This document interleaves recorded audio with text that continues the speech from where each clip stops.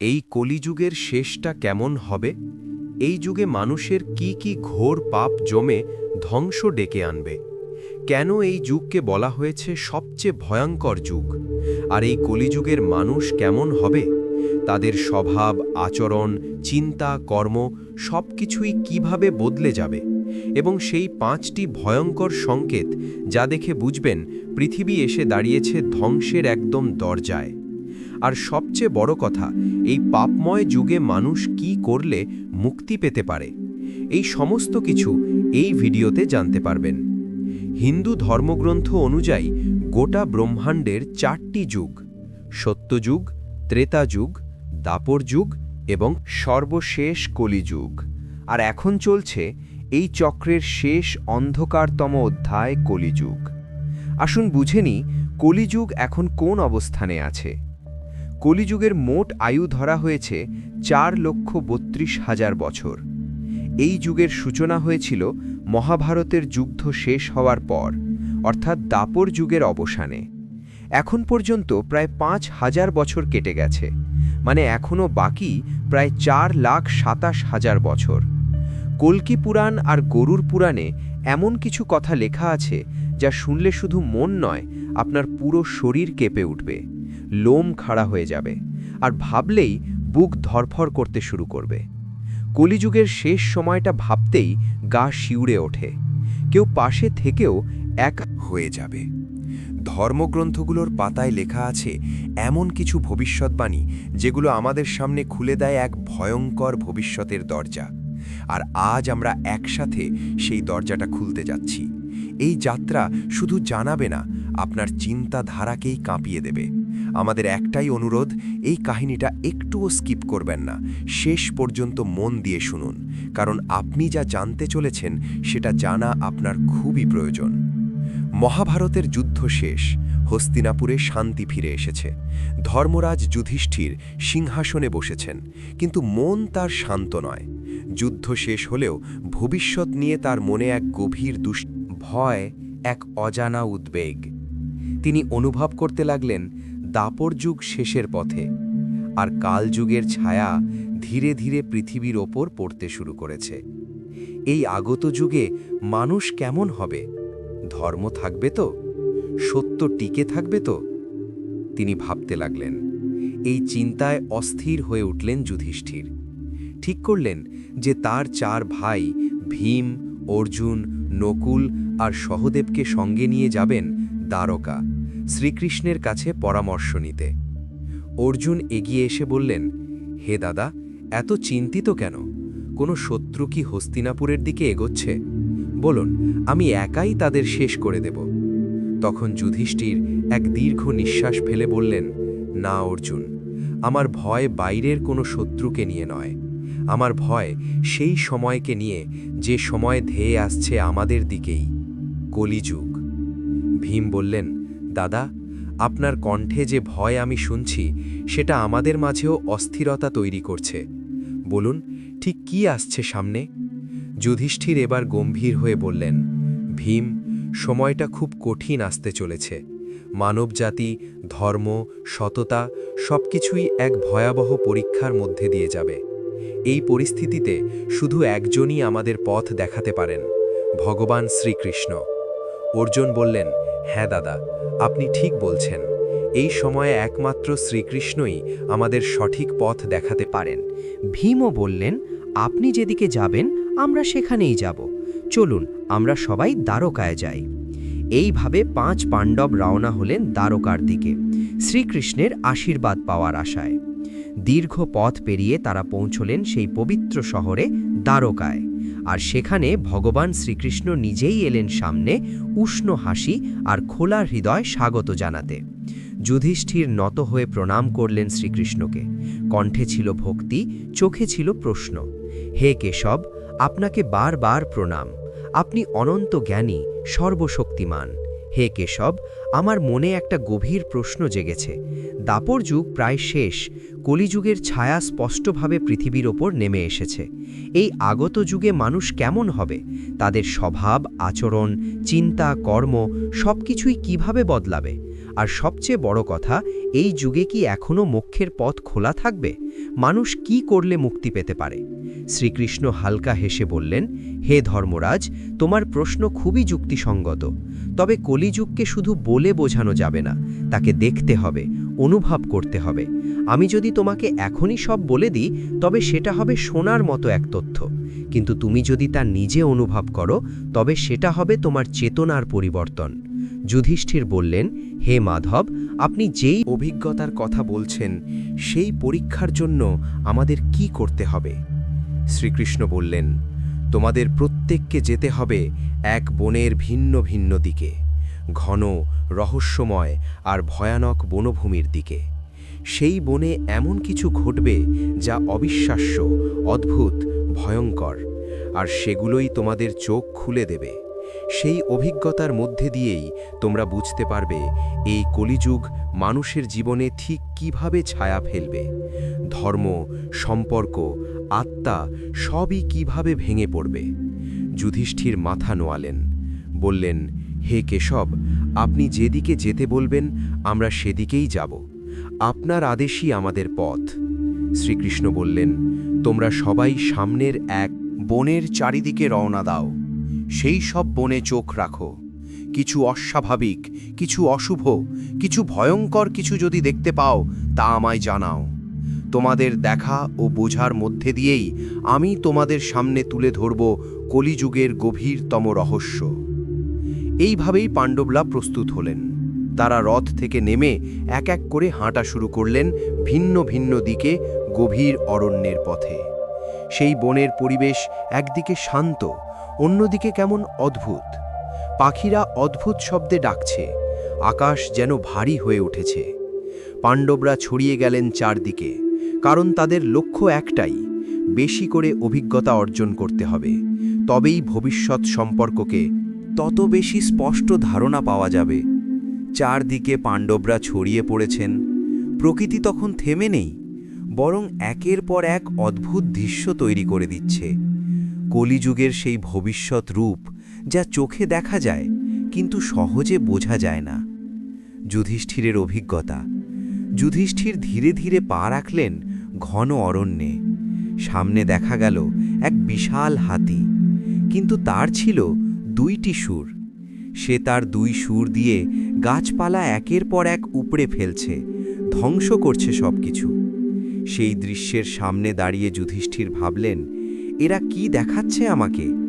এক অদ্ভুত শক্তি যা দ্বিগুণ হয়ে সবকিছু ধ্বংস করছে। অর্জুনের অভিজ্ঞতা। অর্জুনের সামনে ছিল এক মনোরম অরণ্য। পাখিদের ডাক, বাতাসের শব্দ, প্রকৃতি যেন তাকে স্বাগত জানাচ্ছে। হঠাৎই তিনি দেখলেন এক বিশাল পাখি। তার ডানায় লেখা রয়েছে বেদের রচনাগুলি। সেই পবিত্র পাখি মৃত প্রাণীর মাংস খাচ্ছে। অর্জুন থমকে গেলেন। মনে প্রশ্ন জাগল, এ কেমন দৃশ্য? পবিত্র জ্ঞান আর অপবিত্র ভোজন একসাথে। ভীমের অভিজ্ঞতা। ভীম এলেন সবুজ চারণভূমিতে। শান্ত পরিবেশ, গরুর পাল, যেন কিছুই ঘটছে না। তিনি দেখলেন এক গাভী, জন্ম দিলেন একটি ছোট্ট বাছুর। ভীম মনোযোগ দিয়ে দেখছেন, কিন্তু হঠাৎই গাভী শুরু করল বাছুরটিকে চাটতে, এতটাই জোরে যে বাছুরের গায়ে রক্ত বেরিয়ে এলো। ভীম স্তব্ধ। মাতৃত্ব যেখানে বাচ্চার নিরাপত্তায় থাকার কথা, সেই ভালোবাসাই যদি ক্ষত তৈরি করে, তবে এই ভালোবাসা কতটা ভয়ঙ্কর। সহদেবের অভিজ্ঞতা। সহদেব এসে দাঁড়ালেন এক শান্ত জলাশয়ের ধারে। সামনে ছিল 7টি কুয়ো। 6টি কুয়ায় ছিল জল, কিন্তু মাঝখানের সবচেয়ে বড় গভীর কুয়োটি একেবারে শুকনো। সহদেব চুপচাপ দাঁড়িয়ে গভীরভাবে ভাবছেন, যেখানে গভীরতা বেশি সেখানে তো জল থাকা উচিত, তবে এখানে তো কিছুই নেই। এই শূন্যতা আসলে কি? নকুলের অভিজ্ঞতা। নকুল পাহাড়ি পথে উঠছেন। চারপাশে সবুজ নিস্তব্ধতা, প্রকৃতির অপার সৌন্দর্য। হঠাৎই এক বিশাল পাথর গড়িয়ে আসতে শুরু করল। সে তার পথে থাকা সব বড় গাছ উপড়ে ফেলছে। কিন্তু যখন সেই পাথরটি পৌঁছল একটি ছোট্ট গাছের সামনে, পাথরটি থেমে গেল। নকুল স্তব্ধ হয়ে গেলেন। বড় গাছগুলো সবকিছু তো ভেঙে গেল, কিন্তু এই ছোট্ট গাছটা টিকে গেল কিভাবে? সবাই ফিরে এলেন। এই 5টি অভিজ্ঞতা হাতে নিয়ে পাণ্ডবরা ফিরে এলেন শ্রীকৃষ্ণের কাছে। পাণ্ডবদের অভিজ্ঞতা ও শ্রীকৃষ্ণের ব্যাখ্যা, কলিযুগের প্রতিচ্ছবি। যুধিষ্ঠির প্রথমে নিজের অভিজ্ঞতা ভাগ করে নিলেন। হে প্রভু, আমি দেখেছি 1-2 সুরবালা হাতি, যে 2 দিক দিয়ে গাছ উপড়ে ফেলে দিচ্ছে। শ্রীকৃষ্ণ মৃদু হেসে বললেন, হে ধর্মরাজ, তুমি যা দেখেছ তা ভবিষ্যতের শাসকের প্রতীক। এই হাতির 2 সুর হল তাদের দ্বৈত চরিত্র। একদিকে তারা চাইবে প্রজাদের শ্রদ্ধা, ভালোবাসা, আনুগত্য, আর অন্যদিকে তারাই করবে শোষণ, অন্যায় ও অবিচার। তারা ধর্মের মুখোশ পরে সৎ সাজবে, কিন্তু ভেতরে থাকবে স্বার্থপরতা, ক্ষমতালিপ্সা ও আত্মকেন্দ্রিকতা। এই হল কলিযুগের এক ভয়ানক রূপ, যেখানে নেতারা মুখে ধর্ম বলবে অথচ কার্যকলাপে থাকবে অধর্ম। অর্জুনের অভিজ্ঞতার ব্যাখ্যা। অর্জুন ধীরে স্বরে বললেন, প্রভু, আমি দেখেছি এক বিশাল পাখি, তার পাখায় লেখা ছিল বেদের পবিত্র রচনাগুলি, কিন্তু সেই পাখিটি খাচ্ছিল মৃত প্রাণীর মাংস। আমি কিছুই বুঝে উঠতে পারিনি। শ্রীকৃষ্ণ মাথা নেড়ে বললেন, হে অর্জুন, তুমি যে পাখিকে দেখেছ সে হলো এই যুগের তথাকথিত পণ্ডিত বা জ্ঞানীদের প্রতীক। তারা মুখে বলবে বেদের কথা, নীতির কথা, আধ্যাত্মিকতার কথা, কিন্তু তাদের হৃদয় থাকবে অপবিত্র ও লোভে পূর্ণ। তারা জ্ঞানকে ধর্ম নয়, বানিয়ে তুলবে পণ্য। বেদের মহাজ্ঞান হবে তাদের কাছে ব্যবসার উপকরণ, আর তাদের উদ্দেশ্য হবে কেবল অর্থ ও খ্যাতি অর্জন। এই যুগে বুদ্ধি থাকবে, কিন্তু বিবেক থাকবে না। শব্দ থাকবে, কিন্তু থাকবে না সত্য। ভীমের অভিজ্ঞতা ব্যাখ্যা। ভীম গম্ভীর গলায় বললেন, প্রভু, আমি দেখেছি একটি গাভী। সে তার সদ্যজাত বাছুরকে এত জোরে চাটছিল যে বাছুরটির শরীর রক্তাক্ত হয়ে গেল। আমি অবাক হয়ে ভাবলাম, এই কি মাতৃত্ব? শ্রীকৃষ্ণ বললেন, হে ভীম, তুমি এক গভীর সত্য দেখেছ। কলিযুগে মা বাবারা সন্তানদের প্রতি ভালোবাসায় অন্ধ হয়ে যাবে। তারা ভাববে আমার প্রতিটি সিদ্ধান্তই ভালোবাসা থেকে, কিন্তু সেই অতিরিক্ত স্নেহ একসময় সন্তানের স্বাধীনতা, আত্মবিশ্বাস, আত্মনির্ভরতা কেড়ে নেবে। মাতৃত্ব বা পিতৃত্ব হয়ে উঠবে বন্ধন। যেখানে ভালোবাসা থাকবে, তবে তা হবে শ্বাসরুদ্ধ ভালোবাসা, যা সন্তানকে গড়বে না, বরং বেঁধে ফেলবে। সহদেবের অভিজ্ঞতার ব্যাখ্যা। সহদেব শান্ত গলায় বললেন, প্রভু, আমি দেখেছি 7টি কুয়া। তার মধ্যে 6টি ছিল জল ভর্তি, কিন্তু মাঝখানের সবচেয়ে বড় আর গভীর কুয়াটি একেবারে শুকনো। আমি কিছুই বুঝতে পারিনি। শ্রীকৃষ্ণ মৃদু হেসে বললেন, হে সহদেব, এই কুয়াগুলি হল মানুষের হৃদয়। 6টি কুয়া যেভাবে ভরা ছিল, ঠিক সেভাবেই কলিযুগে মানুষের বাহ্যিক জীবন হবে সাজানো, সমৃদ্ধ, জাঁকজমকপূর্ণ। তাদের চারপাশে থাকবে বিলাস, গ্ল্যামার, ধনসম্পদ, কিন্তু সবচেয়ে গভীর বিষয়, অন্তরাত্মা থাকবে শূন্য। ভিতরে থাকবে না দয়া, না সহানুভূতি। তারা প্রতিবেশীর অভাব দেখবে না, দেখলেও উপেক্ষা করবে। এই যুগে মানবতা হারাবে দিক নির্দেশনা, আর স্বার্থপরতাই হয়ে উঠবে প্রধান ধর্ম। নকুলের অভিজ্ঞতার ব্যাখ্যা। নকুল বললেন, হে প্রভু, আমি দেখেছি একটি বিশাল পাথর যা গড়িয়ে আসছে পাহাড় থেকে, আর তার পথে থাকা সব বড় বড় গাছ উপড়ে ফেলছে। কিন্তু যখন সেটি একটি ছোট্ট গাছের সামনে এলো, পাথরটি থেমে গেল। আমি স্তব্ধ হয়ে গিয়েছিলাম। শ্রীকৃষ্ণ বললেন, হে নকুল, তুমি কলিযুগের সবচেয়ে আশ্চর্য সত্য দেখেছ। এই যুগে ধন, পদ, ক্ষমতা কিছুই কাউকে রক্ষা করতে পারবে না। সব বড় গাছ, মানে সব অহংকারী দম্ভী মানুষ উপড়ে যাবে। তাদের প্রভাব না, প্রতিপত্তি কিছুই থাকবে না। কিন্তু যে ছোট্ট গাছ নম্র, সরল এবং ঈশ্বর ভক্ত, তাকে পাহাড়ের পাথরও স্পর্শ করতে পারবে না। এই যুগে ভগবানের নাম আর বিশ্বাসী হবে একমাত্র আশ্রয়, যা দেখতে ছোট কিন্তু রক্ষা করবে সবথেকে বড় বিপদ থেকেও। এইভাবে পাণ্ডবরা প্রত্যেকে জেনে গেলেন কলিযুগ কেবল একটা সময় নয়, এটা এক ভয়ঙ্কর মনোবৃত্তি যা মানুষের চরিত্র, সমাজ এবং আত্মার ওপর রেখে যাবে গভীর ছাপ। গরুর পুরাণের এক প্রসঙ্গে গুরুরজি ভগবান বিষ্ণুকে প্রশ্ন করলেন, হে প্রভু, 4 যুগের মধ্যে কলিযুগই কেন সবচেয়ে ভয়ঙ্কর যুগ বলা হয়েছে? এই যুগের শেষের পূর্বে কি কি সংকেত দেখা দেবে? ভগবান বিষ্ণু উত্তর দিলেন, হে গরুর, কলিযুগে যখন ধর্ম, মানবতা ও প্রকৃতি সব কিছুর অবক্ষয় ঘটবে, তখন দেখা দেবে কয়েকটি ভয়ঙ্কর সংকেত, যেগুলো জানিয়ে দেবে যে সৃষ্টির ধ্বংস আসন্ন। সেই 5টি চিহ্ন যা দেখে বুঝবে পৃথিবী ধ্বংসের দ্বারপ্রান্তে এসে দাঁড়িয়েছে। সংকেত 1, মানব আয়ুর হ্রাস ও সামাজিক ভাঙন। মানুষের গড় আয়ু হবে মাত্র 20 বছর। 12 বছর বয়সেই বার্ধক্য ও রোগ আক্রান্ত হবে মানুষ।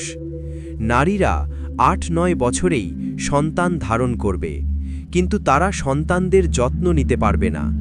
সমাজের সম্পর্ক, দায়িত্ব ও মমত্ববোধ হারিয়ে যাবে। পরিবার ভাঙবে, সমাজ হবে উদাসীন। এই সংকেত শেখায় সম্পর্ক, স্বাস্থ্য ও নৈতিকতা হারালে সভ্যতা টিকতে পারে না। সংকেত 2, পতিব্রতা ও ধর্মচর্চার অবলুপ্তি। পতিব্রতা নারী বিলুপ্ত হয়ে যাবে। মানুষ ধর্মীয় রীতি, উপবাস, পূজা, শ্রাদ্ধ, বিবাহ সব কিছু উপেক্ষা করবে। আধ্যাত্মিক পবিত্রতা ধ্বংস হবে। খাদ্য হবে তামসিক ও অপবিত্র।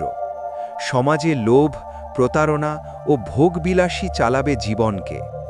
ধর্ম থেকে সরে গেলে সমাজে শুধু অবিশ্বাস ও অনাচার জন্ম নেয়। সংকেত 3, প্রকৃতির বিপর্যয় ও বৃক্ষের ফলহীনতা। গাছে পাতা থাকবে, কিন্তু ফল ফুল আসবে না। মানুষ নিরামিষ খাদ্য ত্যাগ করে মাংসাশী হয়ে উঠবে। গরুর পবিত্রতা ভুলে তারা শুধু দুধ, মাংসের জন্যে পালিত হবে। বন ধ্বংস, জল অপচয়, বায়ু দূষণ প্রকৃতির ভারসাম্য ভেঙে দেবে। শুরু হবে ক্ষুধা, অপুষ্টি ও দুর্ভিক্ষ। প্রকৃতি আমাদের দেবতা। অবহেলা করলে সে আশীর্বাদ নয়, বিনাশ ডেকে আনবে। সংকেত 4, বৃষ্টির অভাব ও খাদ্য সংকট। বৃষ্টি বন্ধ হয়ে যাবে।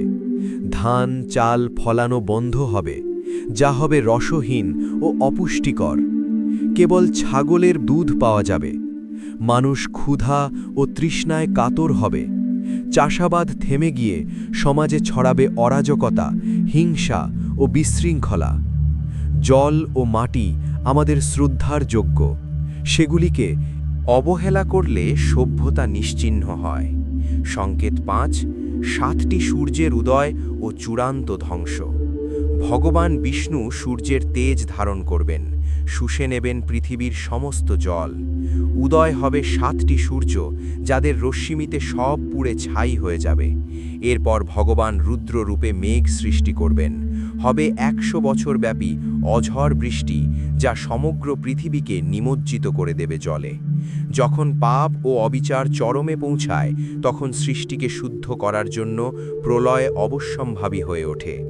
বিষ্ণুর আশ্বাস, নবসৃষ্টি ও সত্যযুগের সূচনা। ভগবান বিষ্ণু বললেন, এই ধ্বংস শেষ নয়, বরং নতুন সৃষ্টির শুরু। যারা সততা, ধর্ম ও মানবতার পথ মেনেছে, তাদের আত্মা জন্ম নেবে পবিত্র সত্যযুগে, যেখানে থাকবে প্রকৃতির পূর্ণতা, ধর্মের বিজয় আর সত্যের প্রতিষ্ঠা। বন্ধুরা, এই কথাগুলো কেবল গল্প নয়, এগুলো আজকের সমাজের দর্পণ।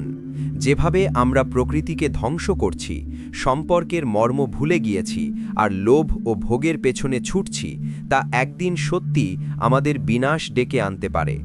ভিডিওটা ভালো লাগলে একটি লাইক দিন আর সাবস্ক্রাইব করুন চ্যানেলটিকে এই রকম আরও ভিডিও দেখার জন্য। আর এই বার্তা ছড়িয়ে দিন সকল স্থানে। অনেক শেয়ার করুন, যাতে আপনার এই একটিমাত্র শেয়ার কারোর জীবনের দিশা বদলে দিতে পারে। জয় শ্রীকৃষ্ণ। রাধে রাধে বন্ধুগণ।